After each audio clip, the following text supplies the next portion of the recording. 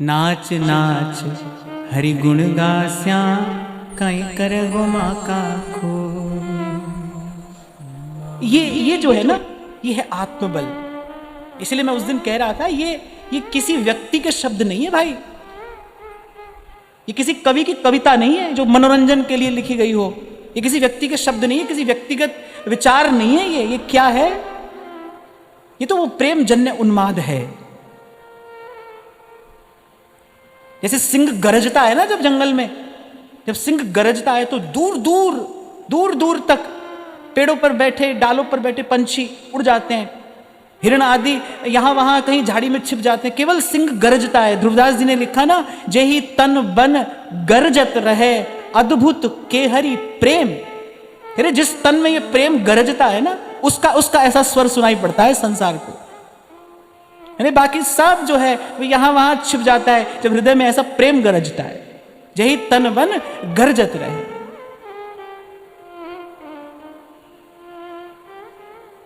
तो पूछा किसी ने, तो मैं तो यही कहूंगा भाई कि जहां तक हो सके भजन करना, अपनी आत्मा में इतना बल अर्जित करना कि आप अनुचित का विरोध कर सको। गलत के साथ चलना नहीं भाई, गलत के साथ खड़े नहीं हो जाना। हो सकता है संसार तो मान जाए, हो सकता है स्वार्थ की सिद्धि हो जाए, पर यतो धर्मस ततो जयः। जीवन की वास्तविक जय तो धर्म के ही साथ है। भगवान तो वहीं खड़े हैं, प्रभु का साथ तो वहीं है। क्यों बैठ गए भगवान रथ के सारथी बनकर, सेवक बनकर बैठ गए भगवान। जहां जहां कह रहा है अर्जुन, वहां वहां रथ लेकर जा रहे हैं। किसके बस? प्रेम के बस अर्जुन रथ, हाँ क्यों भूल गए ठकुराई, सबसे ऊंची प्रेम सगाई, सबसे ऊंची प्रेम सगाई। क्योंकि भगवान देखते आ रहे हैं कि कितनी कितनी विपदा इन्होंने सही है, पर धर्म नहीं छोड़ा। मैं तो कल कह ही रहा था भाई कि एक बार इन भक्तों के जीवन पर दृष्टि डालो। हमारे जीवन में क्या प्रतिकूलता है? कुछ भी नहीं। हमारे जीवन में तो कुछ प्रतिकूलता नहीं है। इन भक्तों के जीवन पर दृष्टि डालो, पर धर्म नहीं छोड़ा। तो मैं तो कभी भी नहीं कहूंगा कि थोड़ा बहुत ऐसा कर लो, थोड़ा बहुत वैसा कर लो, थोड़ा व्यवहार साध लो, थोड़ा ना, मैं नहीं कहूंगा ऐसी बात। मैं तो कहूंगा कि पहले अपना लक्ष्य निर्धारित कर लो कि आपको भगवान चाहिए या नहीं चाहिए। चाहिए तो फिर एक ही मार्ग है, सत्य का मार्ग, सत्य मार्ग।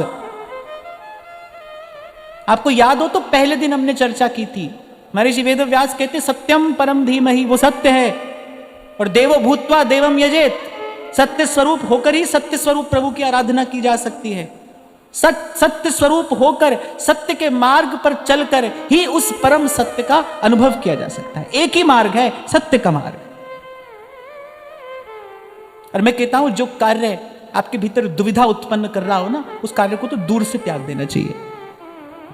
जिस कार्य को करने से पहले आपके मन में दुविधा है, एक छोटी सी कसौटी दे रहा हूं आपको। जिस कार्य को करने से पहले आपके मन में दुविधा है ना, ध्यान रखना, उसको करने के बाद वो दुविधा 100 गुनी होगी, क्योंकि बीज तो पहले ही पड़ गया।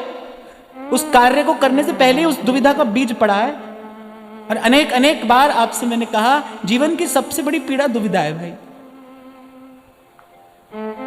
जीवन की सबसे बड़ी पीड़ा जो है वो दुविधा है। दुविधाग्रस्त हो जाना माने रोगग्रस्त होना।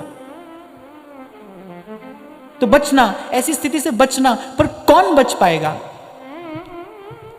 कौन अनुचित को ना कह पाएगा कि ना, ऐसा हम नहीं करेंगे भाई। आप देखो, पति दास बने बैठे हैं सभा में, पति नत मुख बैठे हैं, दास होकर बैठे हैं। अस्त्र शस्त्र भी ले लिए हैं कौरवों ने, क्योंकि वो हार गए, दांव पर लगा दिए थे। महाराज युधिष्ठिर ने अपने सारे अस्त्र शस्त्र, अर्जुन का गांडीव, भीम की गदा। जब धृतराष्ट्र ने विनती की द्रौपदी से, द्रौपदी के कोप से बचने के लिए, कि कहा बेटी मैं राजदंड हाथ में लेकर तुझे वचन देता हूं कि तू जो कहेगी मैं करूंगा, तू जो मांगेगी मैं दूंगा, मैं तुझे कुछ देना चाहता हूं, मांग। तो सबसे पहले द्रौपदी क्या मांगती है कि मेरे पति जो है वो दासत्व से मुक्त हो जाएं। दूसरा वरदान, इनको इनके अस्त्र शस्त्र लौटा दिए जाए। धृतराष्ट्र कहते हैं कि मैं अभी कुछ और देना चाहता हूं, मुझे देकर संतोष नहीं हुआ, मैं अभी और देना चाहता हूं, तू मांग। मांग सकती थी द्रौपदी वो खोया हुआ राज्य जिसके कारण महाभारत हुआ। द्रौपदी चाहती तो मांग सकती थी ना, पर उस समय जब चारों ओर अभाव है, पीड़ा है, क्लेश है, कितना अपमान अभी अभी हुआ है, उस समय भी द्रौपदी कहती है कि मैं क्षत्रिय स्त्री हूं, मुझे 2 से अधिक वरदान, आप उपहार समझ लीजिए, उपहार, मुझे 2 से अधिक उपहार लेने का अधिकार धर्म नहीं देता। मैं राजा से भी 2 से अधिक उपहार नहीं ले सकती। यद्यपि मैं पुत्र वधू हूं इस वंश की, पर आपने कहा है कि मैं राजदंड हाथ में लेकर कहता हूं, आप राजा होकर मुझे दे रहे हैं ना, तो राजा होकर तो मैं आपसे 2 ही उपहार ले सकती हूं, 2 ही वरदान ले सकती हूं, और 2 मैंने ले लिए। ऐसी स्थिति में भी वो धर्म नहीं छोड़ती। इसलिए उस दिन आपसे मैंने कहा था, भाई जीवन भर की परीक्षा है ये तो, और 8 पहर संग्राम है। तभी कबीर ने कहा, जो घर फूके आपना चले हमारे साथ। ऐसे इसलिए तैयार हो वो चले। अब कोई पूछे नहीं तो क्या करें? नहीं तो बड़ा सीधा सा गणित है यहां, करिए भरिए और मरिए। नहीं तो दूसरा रास्ता ये ही है, अब आपकी रुचि है, करते रहिए, भरते रहिए। ये करना भरना चलता रहेगा। कब तक? जन्म जन्म तक। जन्म जन्म से चल रहा है, जन्म जन्म चलता रहेगा। कभी मनुष्य बनेंगे, कभी गधा घोड़ा कुकर सुकर बनेंगे, फिर भगवान को दया आएगी, फिर मनुष्य हो जाएंगे, फिर ऐसे ही कर भर के फिर गंवा देंगे ऐसा जन्म, और चलता ही रहेगा ये सब। नहीं तो भाई सत्य का मार्ग है। सत्य के मार्ग पर चलने की शक्ति कौन देता है? सतनाम सतनाम सतनाम सतनाम। इसीलिए कहा था आपसे मैंने, नाम का दीपक हाथ ले चलिए बीहड़ बार। और मुझे तो लगता है कि this is the real adventure. लोग एडवेंचर करने के लिए कहां जाते हैं? पहाड़ों पर चढ़ने के लिए, ऊपर हवाई जहाज से नीचे कूदते हैं, ऐसे जाते हैं ना लोग। क्या बोलते हैं उसको? पैराग्लाइडिंग, और भी कुछ बोलते हैं उसको, ऊपर से धक्का दे देते हैं, बंजी जंपिंग। ऐसे बहुत सारे लोग करतब करने के लिए जाते हैं। किस लिए? This is the adventure. No, this is the real adventure. This is the real adventure. यहां पल पल हिम्मत दिखानी पड़ती है। This is the real adventure. यहां दम दम में होते हैं सजदे, और सर उठाने की फुर्सत नहीं है। नहीं कायर का काम, ये किसी शूरवीर का काम है भाई। इसलिए कभी कोई मुझे कहता है ना, अमुक व्यक्ति कह रहा था हाँ ठीक है भजन करते, मैंने कहा ऐसे व्यक्ति को कभी यहां लाकर बैठा ना, कभी उसको यहां लाकर बैठाओ, तो मैं थोड़ा दर्पण दिखाऊं कि इतना ही व्यर्थ का काम लगता है आपको भजन करना, तो करके बताओ।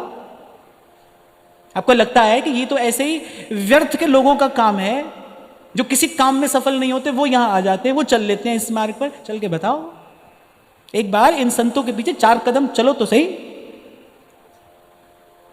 चढ़ के मैन तुरंग पे और निकसे पावक माई, प्रेम पंथ ऐसो कठिन सब कोई निबहत नाई। धर्म पर बने रहना शूरवीर का कार्य है। और ये शौर्य, ये पराक्रम, ये बल, ये शक्ति, इसका स्रोत क्या है? प्रभु मुद्रिका मेली मुख माही, जलधि लांघ गए अचरज नारी। कितना सुंदर संकेत है। इन्हें नाम मुख में रखिए, जलधि माने समुद्र, और ये जो भव समुद्र है इसको तर जाइए, कोई आश्चर्य की बात नहीं है। जलधि लांघ गए अचरज नाही। अभी गोस्वामी जी तो यहां तक कहते हैं, दुर्गम काज जगत के जेते, सुगम अनुग्रह तुम्हारे थे। हनुमान जी से पूछो कोई जाकर कि भाई ये सब काम आप कैसे कर लेते हो? हनुमान जी क्या उत्तर देंगे? हनुमान जी के पास क्या है? राम का नाम है। जिस सागर को बिना सेतु के लांघ सके ना राम, लांघ गए हनुमान उसी को लेके राम का नाम। कैसी अद्भुत बात है। स्वयं राम नहीं लांघ पा रहे हैं उस समुद्र को, और हनुमान जी उन्हीं श्री राम का नाम लेकर वो समुद्र तर जाते हैं, जिस सागर को बिना सेतु के लांघ सके ना राम। भगवान को तो पुल बांधना पड़ा ना, और लांघ गए हनुमान उसी को लेके राम का नाम। तो सत्य के मार्ग पर सत्य नाम के बल पर चला जाता है। तो हम ये कह रहे थे कि हम हाँ को हाँ कह पाए, ना को ना कह पाए, इतना विवेक और फिर इतना बल हमारे पास में हो। इसके ये ऊर्जा, इसका स्रोत क्या है? इसका स्रोत है प्रभु का नाम। भजिए हरि नाम सुखदाई, हरि नाम सुखदाई। भजिए हरि नाम सुखदाई, हरि नाम सुखदाई।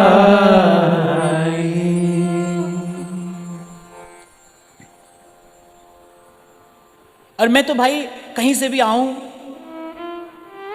पर अंत में यहीं पर आकर यही आपसे कहूंगा कि एक बात जीवन में लेकर आनी हो। मैं कई बार कहता हूं ना भाई, ये जीवन क्या है, अनेक अनेक रंग के धागे हैं और उलझ गए हैं। जीवन कहने को एक जीवन है, पर इसमें बहुत कुछ है ना, बहुत कुछ है। जैसे हम उस दिन कह रहे थे कि भाई आप कोई पूछे क्या खा रहे हो, दाल खा रहे हैं, पर वो क्या वो केवल दाल है? नहीं, उसमें दाल भी है, पानी भी है, नमक भी है, हल्दी भी है, बहुत कुछ है ना उसमें, बहुत मसाले हैं और उनकी अपनी अपनी एक मात्रा, एक अनुपात है, सबसे मिलकर एक दाल बनी है। कहने को दाल है पर बहुत कुछ समेटे है। ऐसे जीवन है, एक जीवन है पर बहुत कुछ है, अगला पिछला भीतर बाहर, इसमें बहुत कुछ है। अनेक अनेक रंग के धागे हैं और उलझे हैं। ये गुत्थी जो है उलझ गई है, जो भी है उलझन में ही तो है, उलझन, उलझ गया है जीवन। और उलझी हुई गुत्थी को सुलझाना हो तो बड़े लोग कहते हैं पहले एक सिरा पकड़ो, उसका एक सिरा हाथ में आ जाएगा, फिर उसको पकड़ के दूसरा, और फिर ऐसे सुलझाया जाता है। ऐसे ही ये उलझी हुई जो जीवन की गुत्थी है ना, एक सिरा पकड़िए, एक सिरा। मुकुंद माधव गोविंद बोल, केशव माधव हरि हरि बोल। मुकुंद माधव गोविंद बोल, केशव माधव हरि हरि बोल। पर मैं आपको ये निवेदन करूंगा, कल हम इस बात पर चर्चा कर रहे थे ना कि क्या प्रभु की करुणा है, क्या उसका वैशिष्ट्य है, क्यों कहते हैं प्रभु को दयालु, कृपालु, अकारण करुणा वरुणालय। कि देखो हम प्रभु को नहीं चाहते, प्रभु फिर भी हमको चाहते हैं। हम नहीं चाहते, प्रभु फिर भी हमको चाहते हैं। आपको लगता है आप प्रभु से मिलना चाहते हैं ना, प्रभु आपसे मिलना चाहते हैं। ये जो घट रहा है ना हमारे जीवन में, लक्षण ये बताते हैं कि प्रभु हमसे मिलना चाहते हैं। हम जो रोज यहां पर आकर बैठते हैं, कोई सिनेमा में बैठा होगा, कोई क्लब में बैठा होगा, कोई बाजार में घूम रहा होगा, कोई चाट पकौड़ी खा रहा होगा, हम यहां पर आकर बैठे हैं, नाम ले रहे हैं, प्रभु का ध्यान कर रहे हैं, संतों की वाणी का चिंतन कर रहे हैं। क्यों कर रहे हैं? क्योंकि प्रभु हमसे मिलना चाहते हैं। हम नहीं चाहते पर वो चाहते हैं। हम नहीं पीछे पड़े हैं उनके, वो पीछे पड़े हैं हमारे। बार बार गिरता है जीव, फिर भगवान दया करते हैं, फिर उठा कर ले आते हैं उसको, फिर सत्संग में लाकर बैठा देते हैं। तभी तो श्री स्वामी जी महाराज कहते हैं, मोसो ना बिगाड़न को और तोसो ना संवारन को। ये विचार करी तो श्री स्वामी जी ने कहा है, मोसो ना बिगाड़न को और तोसो ना संवारन को। और ऐसे रसिक किशोर प्रभु जिन न भजे चितलाई। देखो कुछ साल 2 साल पहले की घटना होगी, मेरे परिचय में एक बहुत अच्छे साधक और बहुत ऊंचे पद पर प्रतिष्ठित, लेकिन बहुत संस्कारी, उनका भजन का संस्कार बड़ा प्रबल। तो वो बार बार यही कहते थे कि भाई अब सब छोड़कर भजन करना है, सब छोड़कर भजन करना है। और जब भीतर से परिपक्वता आई और उन्होंने कहा कि भाई अब तो हमने निर्णय ले लिया है, बस कुछ ऐसे कारण हैं जो फिर विचार करने को विवश कर देते हैं। मैंने कहा भाई देखो, अगर संसार की ओर, अपने पद की ओर देखोगे तो लगेगा बहुत कुछ छोड़ना पड़ रहा है, बहुत ऊंचे पद पर, बहुत ऊंचे पद पर। मुझे नाम लेने की अनुमति नहीं है, नहीं तो मैं बताता। मैंने कहा अगर अपने पद की ओर देखोगे, संसार की ओर देखोगे तो लगेगा भाई बहुत कुछ छोड़ना पड़ रहा है, और अगर प्रभु की ओर देखोगे तो ये कुछ भी नहीं है। अगर प्रभु की ओर दृष्टि पड़ेगी तो फिर कुछ भी नहीं है, फिर क्या है, फिर संसार क्या है, तो दो कौड़ी का तमाशा है और क्या है फिर। अगर प्रभु पर दृष्टि हो तो हमको वृंदावन मिल गया।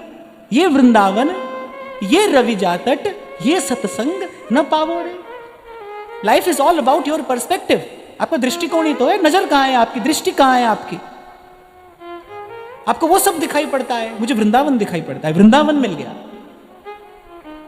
हम कभी अपने अपने अपने संकल्प से, अपनी इच्छा से आ पाते नहीं, आ पाते भाई।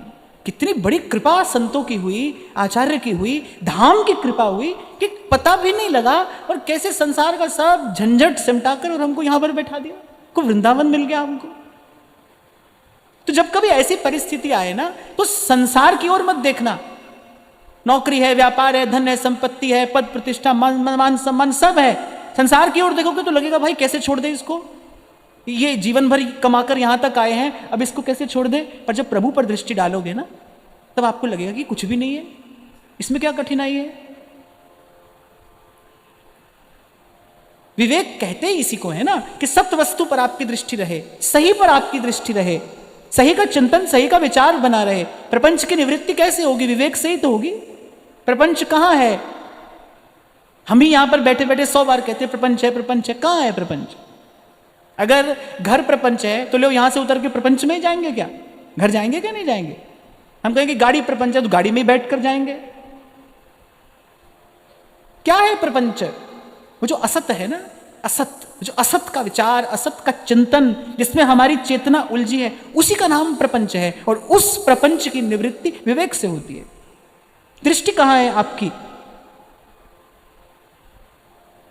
The real art of living, जीवन जीने की कला। मौज में रहता है संत, बन रहा है संसार, बिगड़ रहा है, आ रहा है, कोई जा रहा है। आप देखो साधु अपनी मौज में है, निर्लिप्त, न लेना न देना, मगन रहना। क्यों?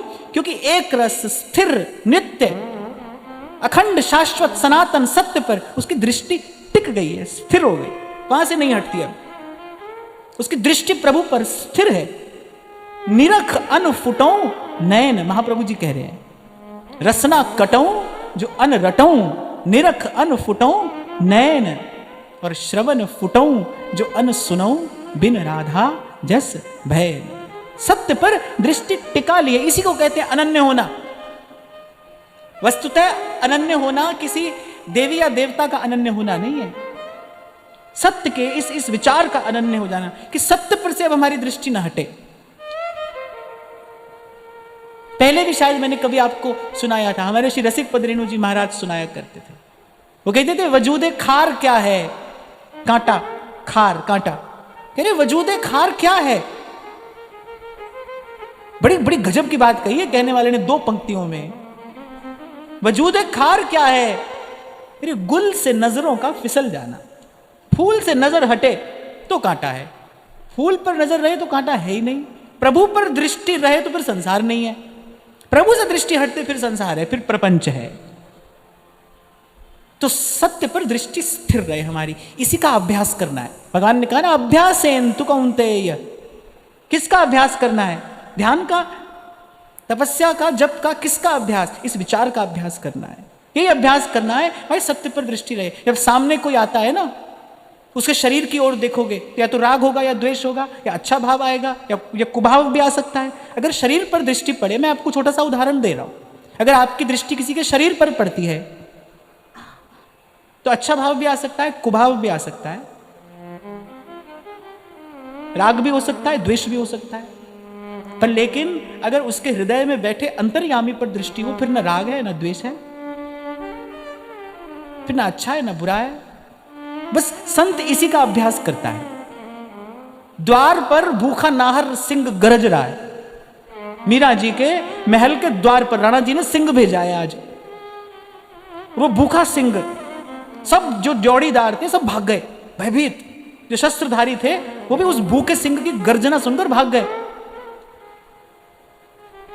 मीरा जी की जो सखियां, सहचरियां, किंकरियां जो उनकी सेवा में थी, वो सब बड़ी व्याकुल हो गई कि कैसे विपदा आ गई।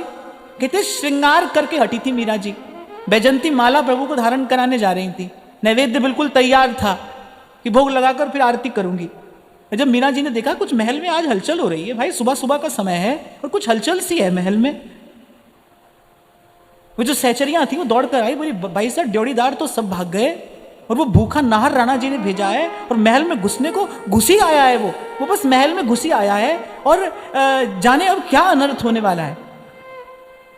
मैं कभी कभी इस घटना का चिंतन करता हूं और मुझे लगता है कि बिल्कुल निश्चिंत मीरा जी, एक शिकन तक नहीं आई उनके माथे पर, बिल्कुल निश्चिंत शांत, वही सौम्यता और भाव में वही स्थिरता।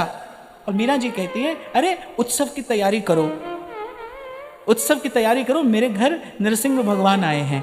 मीरा के कुंज में गिरधर के अतिरिक्त कोई नहीं आ सकता। कैसी दृष्टि स्थिर है, कुछ भी हो रहा है बाहर, पर मीरा की दृष्टि कहां है, वो अपने गिरधर पर से नहीं हटती। अरे अरे तुम सब पगला गई हो, मीरा के महल में मीरा के गिरधर के अतिरिक्त कोई नहीं आ सकता। मीरा जी की ये बात कुछ और भी कह रही है, वो कह रही है मीरा का जो घर है ना, मेरा जो घर है, मेरा घर, हमारा घर वस्तुतः घर कौन सा है, निज गेह। गोस्वामी जी ने कहा जाही न चाही कबहू कछु, तुम संग सहज स्नेह, बसहु निरंतर ताके उर, सो राउर निज गेह। ये जो हृदय है ना, यही घर है वस्तुतः। हम तो यहीं रहते हैं ना, जीवात्मा कहाँ रहता है? हम बार बार जब कहते हैं कि अपने हृदय पर हाथ रखकर कहते हैं ना, जीवात्मा का निवास स्थान यही है। लिवर किडनी में तो नहीं रहता है ना जीवात्मा, यहां रहता है हृदय। तो मीरा कह रही है कि मीरा के घर गिरधर के अतिरिक्त कोई नहीं आ सकता। मेरे तो गिरधर गोपाल दूसरो न कोई, जाके सिर मोर मुकुट मेरो पति सोई।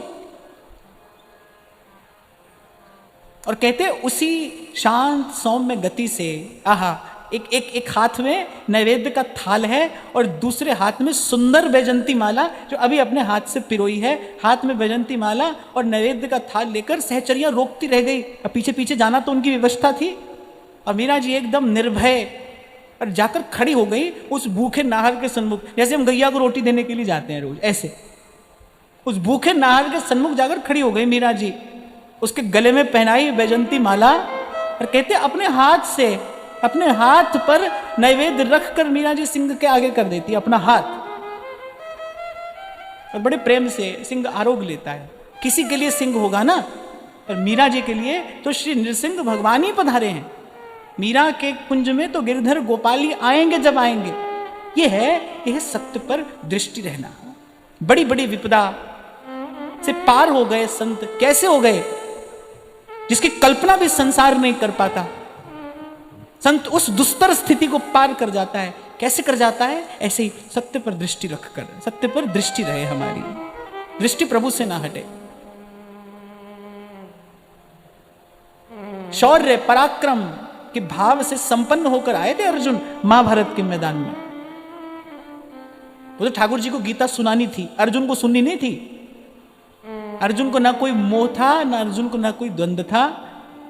ठाकुर जी को गीता सुनानी थी, अर्जुन को नहीं सुनानी थी, हम सबको सुनानी थी। तो ठाकुर जी ने कहा थोड़ा अर्जुन को खिलौना बनाकर खेल लेते हैं, बोले युद्ध तो होना ही है, ये सब मारकाट तो अब यहां होगी ही। तो ठाकुर जी ने सोचा भाई चलो थोड़ा पहले सत्संग कर लेते हैं। किसी भी कार्य का शुभारंभ सत्संग से होना चाहिए ना। अब किसी के लिए वो युद्ध होगा, पर ठाकुर जी के लिए तो युग परिवर्तन का वो मंगलाचरण था। वो जो क्षण था ना, वो युग परिवर्तन का मंगलाचरण था। और ठाकुर जी ने कहा भाई युग परिवर्तन का ये शुभ कार्य हम करने जा रहे हैं, तो चलो सत्संग से ही करना चाहिए। ठाकुर जी ने कहा पहले थोड़ा सत्संग कर लेते हैं। और फिर एक और संदेश भी दे दिया ठाकुर जी ने, युद्ध के मैदान में भी जो सत्संग का करता हुआ जाएगा, युद्ध के मैदान में भी जो सत्संग का विचार करता हुआ जाएगा, वो वापस विजयी बनकर ही लौटेगा। उसकी जीत निश्चित है। तो आप अभी पूछ रहे हैं ना कार्य क्षेत्र में, कार्य क्षेत्र भी भाई युद्ध क्षेत्र ही समझ लो। और भगवान बता रहे हैं भाई जो सत्संग करता हुआ जाएगा ना उस युद्ध क्षेत्र में, वही विजयी होकर लौटेगा। तो अर्जुन तो बिल्कुल स्वस्थ थे, प्रसन्न, तो ओज तेज से भरे थे। क्षत्रियोचित जो गुण चाहिए वो सब अर्जुन में विराजमान थे। ठाकुर जी ने कहा अर्जुन देख, एक बार वो सब सामने खड़ी सेना को देख। और संत कहते हैं जैसे वो भगवान से दृष्टि हटी, वो सामने अर्जुन ने देखा, बस मोह विषाद, पहला अध्याय है अर्जुन विषाद योग। विषाद हुआ अर्जुन को, मोहग्रस्त हो गए अर्जुन। कब हुए? जब प्रभु से दृष्टि हटाकर संसार को देखा। दृष्टि प्रभु पर रहे, बनी रहे, स्थिर, निश्चित। और दृष्टि प्रभु पर बनी रहे, इसकी युक्ति मेरी समझ में या तो जिह्वा पर नाम रहे, या प्रभु की सेवा हो, प्रभु का दर्शन होता रहे, या फिर किसी संत के मुख से कान में प्रभु का गुण पड़ता रहे। नाम हो, रूप हो, लीला हो, या फिर भगवान के धाम का ऐसा सुदृढ़ आश्रय हो। पर मुझे लगता है कि रूप, लीला और धाम के योग्य तो अभी हमारी स्थिति नहीं है। सेवा की भी योग्यता हम में नहीं है। सेवा की भी योग्यता कहां है? और एक कथन श्रवण भी भाई बहुत थोड़ी देर के लिए तो हम कर पाते हैं, उसमें से भी बहुत थोड़ा ही तो है जिसका हम विचार कर पाते हैं। वो भी कुछ लोग करते हैं, कुछ वो भी नहीं करते। कुछ करते हैं, कुछ वो भी नहीं करते। एक और बात मैं कहता चलूं, जो लोग सुनते हैं ना 10, 12, 14 घंटे सुनते हैं, देखना कि वो कैसे केवल सुनते सुनते ना चले। अब भोजन बिना ही चबाए ठूसते जाओ, क्या होगा? अच्छा, 2 गतियां होती हैं, या तो ऐसा सुनने वाले प्रवचनकार बन जाते हैं, इतना सुनते हैं, वो सब याद हो जाता है, अब वो भीतर उधम मचाता है वो जो सुना है, फिर वो यहां वहां टटोलते हैं, ढूंढते हैं भाई किसको सुनाए बिना रहा नहीं जाता। हाँ, ये बात ध्यान रखना भाई, कोरी पढ़ाई जो है ना, वो आपको वाचाल बनाती है। मौन की तरफ तो आपको वास्तविक ज्ञान लेकर जाता है। जब आप आवश्यकता से थोड़ा कम बोलते हैं, जितनी आवश्यकता है उससे भी थोड़ा कम, जब थोड़े में आप बहुत कुछ कह देते हैं। हमारे भारत के क्या पूरे विश्व के एक बड़े वयोवृद्ध श्रेष्ठ संगीतकार, बांसुरी वादक, उनसे महाराज जी एक बार किसी ने पूछा कि आप 50 वर्षों से बजा रहे हैं, उस समय के बजाने में और अब के बजाने में आपको क्या भेद लगता है? क्या कैसी परिपक्वता आप में आई? क्या आपकी कला कौशल की वृद्धि हुई? बड़ा सुंदर उत्तर उन्होंने दिया। उन्होंने कहा कि पहले बहुत देर बजाकर भी बहुत थोड़ी बात कह पाता था, अब थोड़ी देर बजाकर मैं बहुत कुछ कह देता हूं। बस यही भेद आया है। पहले बहुत बोलते थे, लेकिन बहुत बोलकर भी कुछ नहीं समझा पाते थे। अब थोड़ी सी बात कहते हैं और वो हम भी समझ जाते हैं और सुनने वाला भी समझ जाता है। तो जो वास्तविक ज्ञान है वो आपको किसी गहन गंभीर मौन की तरफ, एकांत की तरफ लेकर जाएगा। लेकिन केवल सुन रहे हो, पढ़ रहे हो और बस सुने ही जा रहे हो। जब भोजन पचता नहीं तो क्या होता है? उसका वमन होता है ना। आप विवश होते हो उसको लौटा देने के लिए, क्योंकि वो पचा नहीं। तो इसलिए मैं तो जरूर आपको ये कहूंगा कि श्रवण चिंतन और मनन के साथ ही पूर्ण होता है। चिंतन और मनन के साथ। श्रवण का आदर क्या है? श्रवण का आदर ही है कि उसका चिंतन किया जाए। जो इतनी श्रेष्ठ बात आपने सुनी है, क्या बाहर उगल देने के लिए सुनी है? ना। किसी को सुनाने के लिए सुनी है? ना। मैं जब संगीत सीखने के लिए गया ना, पहली बार, पहला दिन था, बड़े वयोवृद्ध वो संगीत के आचार्य थे। उन्होंने पहला प्रश्न मुझसे यही पूछा, बोले किस लिए सीखना है? गाना सीखने आए हो, किस लिए सीखना है? तो मैं मौन रहा। फिर कुछ क्षण के बाद बोले बेटा, गाना सुनाने के लिए नहीं सीखना, गाना केवल गाना गाने के लिए सीखना। किसी को सुनाने के लिए नहीं सीखना, बस केवल गाने के लिए सीखना। संगीत की सेवा के लिए सीखना तो सीखना, किसी को सुनाने के लिए नहीं। ये जो कहना सुनना है ना, ये किसी को सुनाने दिखाने के लिए नहीं हो रहा है भाई, अपने लिए है। मैं जो कह रहा हूं मेरे लिए, आप जो सुन रहे हैं आप अपने लिए सुन रहे हैं, किसी के लिए नहीं। लेकिन ये कब होगा? जब श्रवण के साथ चिंतन और मनन होगा तब। नहीं तो आप वमन कर देने के लिए विवश होंगे। आपको करना पड़ेगा। भोजन नहीं पचे तो वमन करने को विवश होता है ना व्यक्ति। आपको भी इसको बाहर उगल देना पड़ेगा अगर चिंतन मनन नहीं हुआ तो। पर आज जो बात हुई एक बड़ी काम की बात है। सुनने में सीधी सी बात लगती है कि उचित को हाँ कह दिया जाए, अनुचित को न कह दिया जाए, पर करने में कठिन है। सुनने में तो बड़ी सीधी सरल सी बात है, हाँ भाई ठीक काम करना है, गलत छोड़ना है, पर हम ठीक कर नहीं पाते और गलत छोड़ नहीं पाते। और मैं कहता हूं ठीक कर भी लें थोड़ी देर के लिए, ठीक हम कर भी लें पर गलत छोड़ नहीं पाते।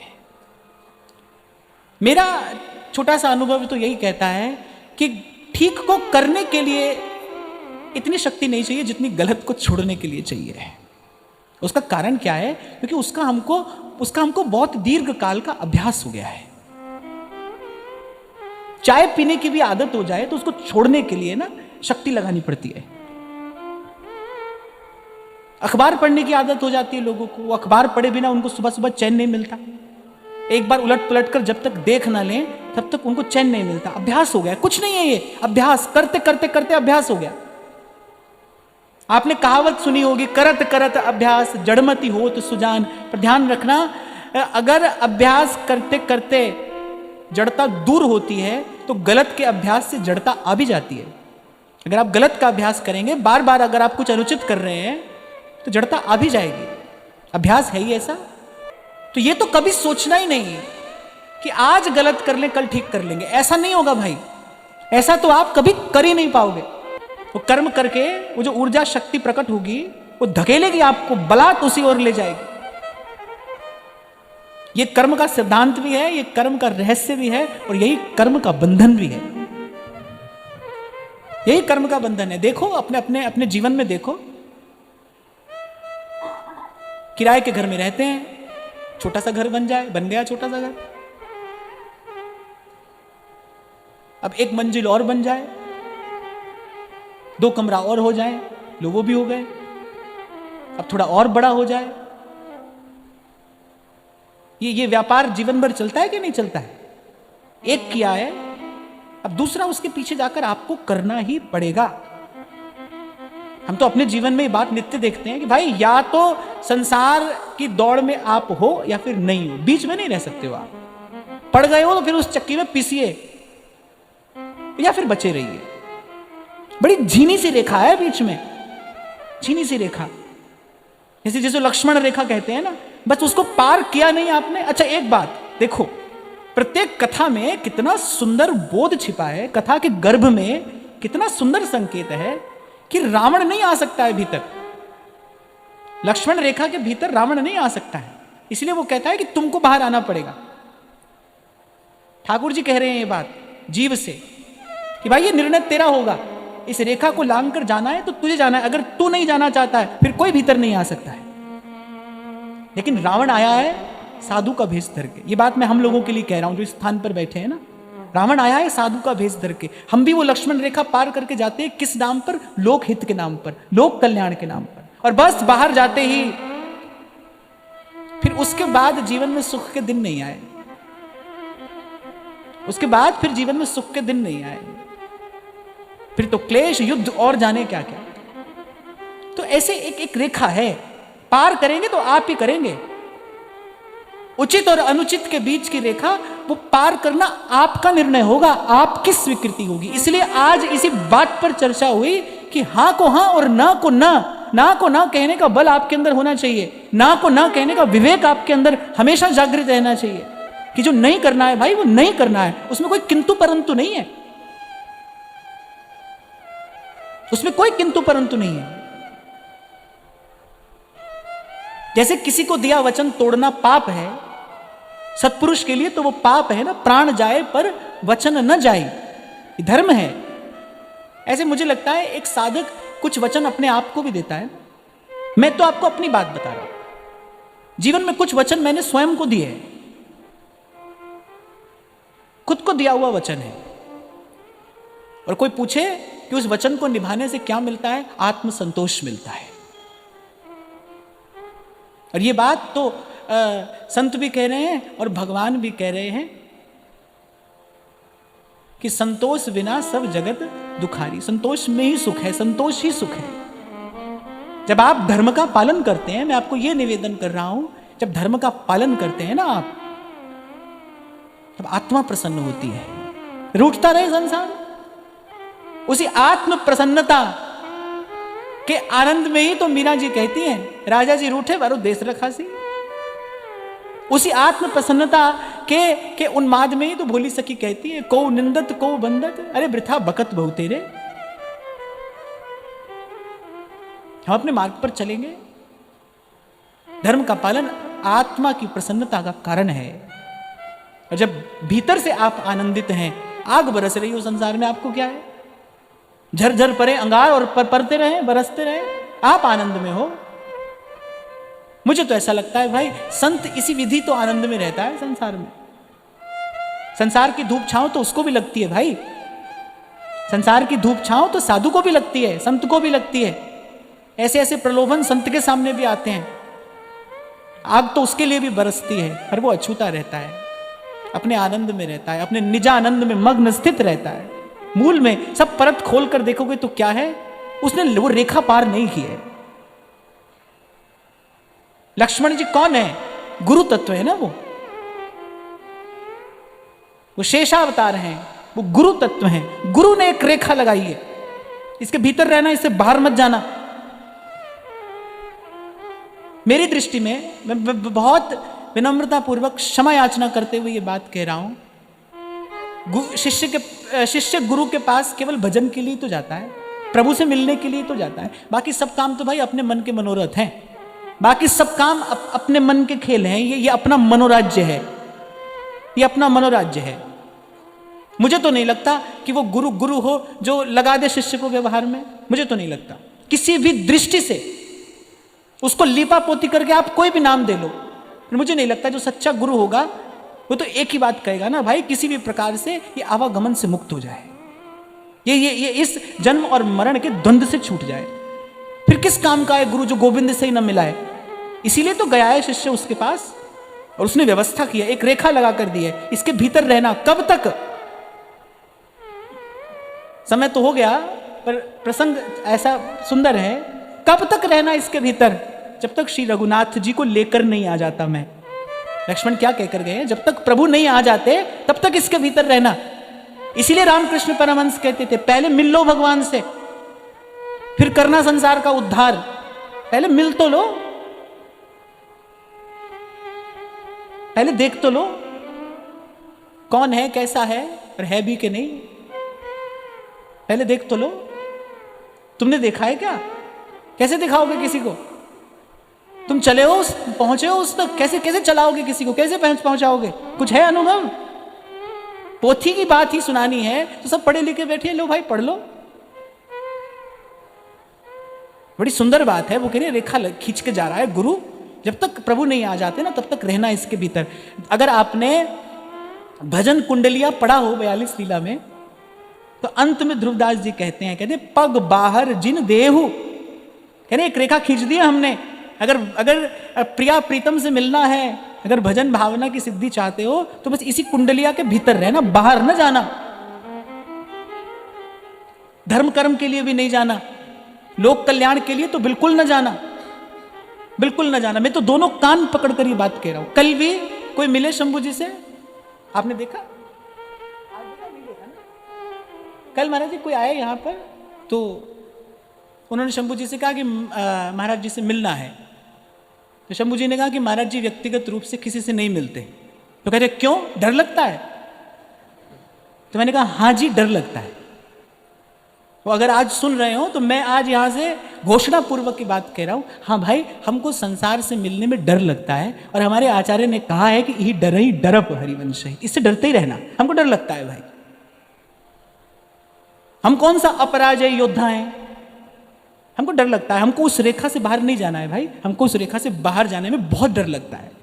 यहीं पर तो भय का सदुपयोग किया जाता है। ये जो भय है इसका यही सदुपयोग है। डरते रहिए संसार से, इससे डरते रहना, इससे डरते रहने में हित है, इससे डरने में भलाई है। डरते रहना, इससे कब लपेट ले किसी को पता नहीं भाई। तो किसी भी स्थिति में, मैं तो आप तो अनुचित की बात पूछ रहे थे कि कोई अनुचित करने को कहता है, मैं तो कहता हूं किसी भी स्थिति में अपने गुरु के, अपने आचार्य की वो जो आज्ञा रूपी लक्ष्मण रेखा है ना, प्रयास करना उसको पार न किया जाए। कोई कितना भी सुंदर प्रलोभन लेकर क्यों ना आए, आ सकता है, आ सकता है। अरे किसे छटपटा गए व्यास जी। राजा मधुकर शाह ने अच्छी बात कही थी। मधुकर शाह स्वयं कृष्ण भक्त हैं, परम भक्त हैं। व्यास जी से कहा कि आप अगर ओरछा आ जाते हैं तो सारा का सारा नगर भक्तिमय हो जाएगा। 52 राजा आपके शिष्य हैं, उन सबके नगरों में भक्ति की लहर दौड़ जाएगी। आप यहां रहेंगे तो अकेले आप आनंद लेंगे। ठीक बात तो है भाई, परहित सरस धर्म नहीं भाई। श्री गोस्वामी जी ने तो धर्म की व्याख्या यही दी है, परहित ही धर्म है, परोपकारी धर्म है। व्यास जी छटपटा गए, बोले भाई अब हमको फिर किसी धर्म कर्म के चक्कर में नहीं पड़ना। अब तो वृंदावन के रूख हमारे मात पिता सुत बंधु, वृंदावन के जो ये तरुलताएं हैं ना, अब हमारे सर्वस्व यही है। अब नहीं जाना है भाई कहीं। अब यहां आ गए, अली किशोरी जाए कहां, अब बड़ो ठिकानों पायो। अब यहां तक आ गए, अब कहीं नहीं जाना है। पर भाई फिर भी अंत में यही बात मैं आपसे कहूंगा, मैं ये कह रहा हूं, आप सुन रहे हैं, और हमारे जीवन में ये बल, ये शक्ति आए, इसका मूल तो या तो भगवत भजन है या सत्संग है। और मुझे लगता है उसमें भी पहली बात तो सत्संग है, क्योंकि भगवत भजन भी सत्संग की कृपा से ही संभव है। आज की बात श्री जी के चरणों में निवेदन करते हैं। महाराज श्री के चरणों में प्रणाम। आप सबके हृदय स्थित प्रभु को